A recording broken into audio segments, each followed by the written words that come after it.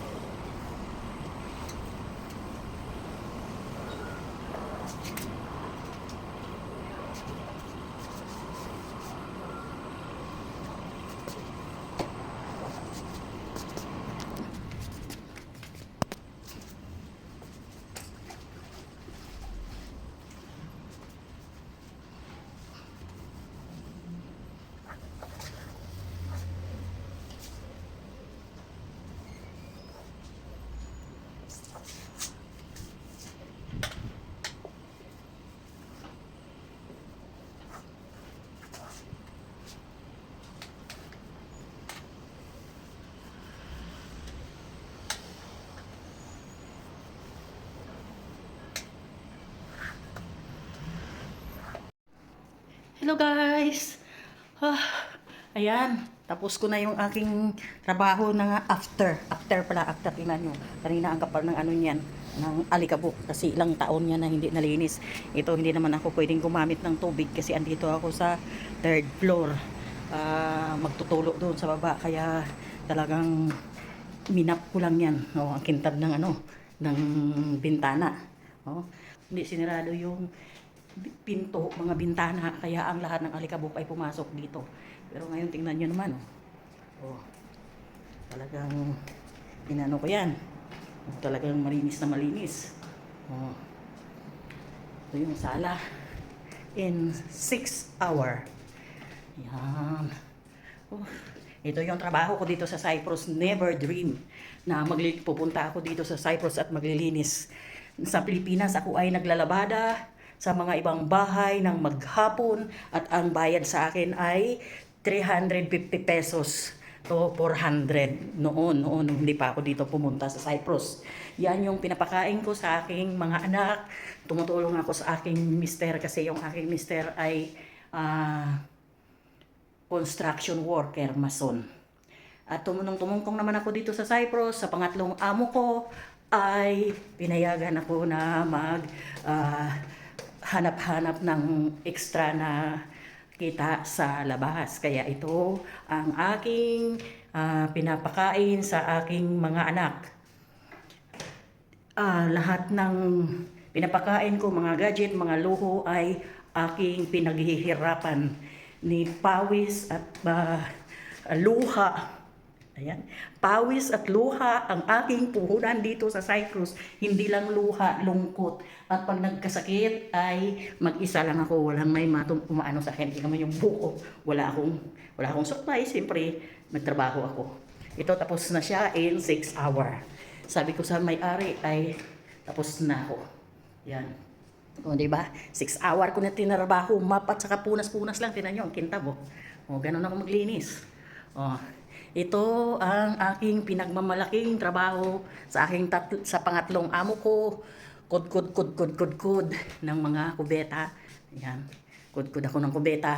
Nakapagpatayo ako ng bahay sa Antipolo na halagang 1 milyon. Kulang-kulang 1 milyon pero malaki pa ang gagastusin.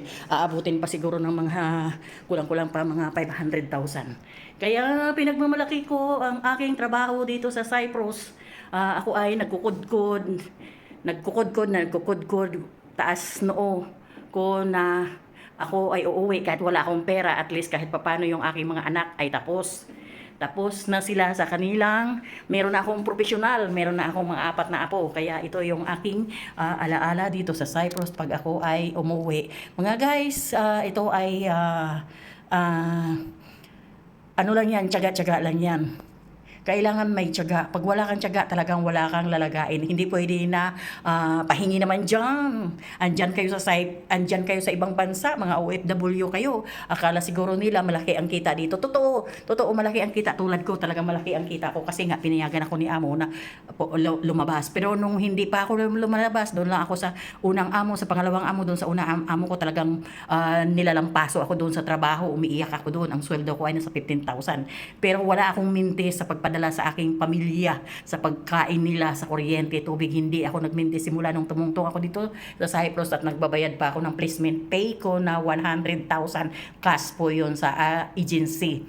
Yun yung buhay ng OFW na swerte-swerte lang. Pero kahit nasa Pilipinas ka, kung marunong kang dumiskarte, magkakapera ka rin. Kasi nung sa Pilipinas ako, maliit nga yung kita ko na pagpakasya ko sa mga anak ko, kasama yung aking mister sa pagtatrabaho, tinutulungan ko. Kahit papano, hindi po ako nananahimik sa bahay, hindi po ako umaasa ng tulong ng mga kapitbahay, hingi-hingi, palimos, hindi ko po nangyari sa akin kahit anong hirap. Kaya nagsimula kami ng mister ko nang wala. Kaya nakapunta ako rito dahil may isa akong hipag na nakapunta rito. Lahat ng mga kapatid niya tinulungan papunta rito. Sinama na rin pati ako, gawa nga ng lumalaki yung mga anak ko, lumalaki yung gastusin. Pero yun naman ay ang tulong nila sa akin ay binayaran ko yung placement pay. Pero yung utang na loob hindi po nababayaran yun. Kaya tinatanaw ko sa kanila na utang na loob ko. Pero yung mga anak ko ay nakagraduate na, yung panganay at saka bunso may professional na ako, at saka meron na sa Taiwan at meron papunta ng Australia. Yung isa kong lalaki, hindi ko masisisi, pero at least kahit papano ay nakapag high school. Pero mabait naman siya, katulong na lang siya sa bahay ng papa niya.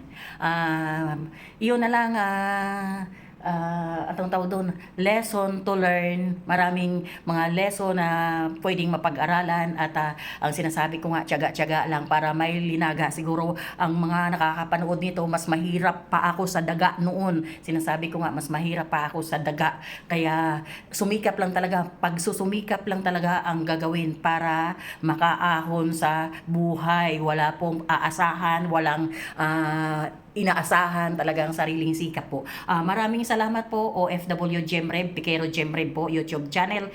Ang messenger po, Pikero Jemreb. Ingat-ingat po tayong lahat. Pikero Jemreb, OFW Jemreb dito po sa Cyprus.